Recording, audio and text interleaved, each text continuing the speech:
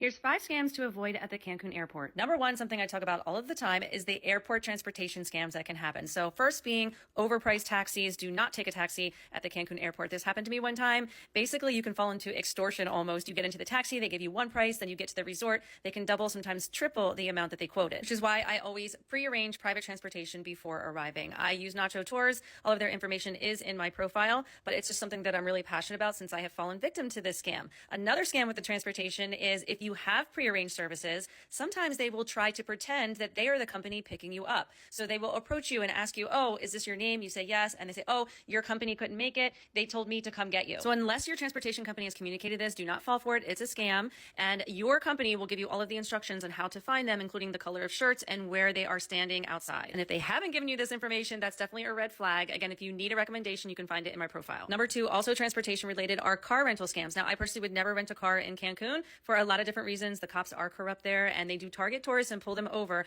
But a lot of people come at me when I say that and say that they rented a car with no problem. And how else are you going to see all the beautiful sights? It's a lot cheaper, etc. So if you do decide to rent a car, make sure you've done your research. And most importantly, make sure there are not hidden fees and insurance fees. Sometimes too, what will happen is they will say the car was damaged when you drop it off when it really wasn't. You had nothing to do with that. And then they try to charge you these insane fees. Number three is aggressive timeshare sales. So when you're walking outside the airport, I affectionately call this part the Shark Tank for a reason. Keep walking. Do not talk to anyone. Don't make eye contact, because this is where people will try to do the timeshare presentations or sell you excursions, so many different things, and you can fall victim to scams very easily here. Number four is do not use a debit card and avoid using ATMs if possible. So get your cash before you leave and bring it with you, because it actually happened to me where some of my information was stolen after using a debit card, and now they have access to my bank account. It was really scary. Thankfully, my bank acted very quickly, but if you are just using a credit card, it's better because it's easier to dispute charges and fraud. And ATM machines can have skimmers on them that steal your information. So probably not at the airport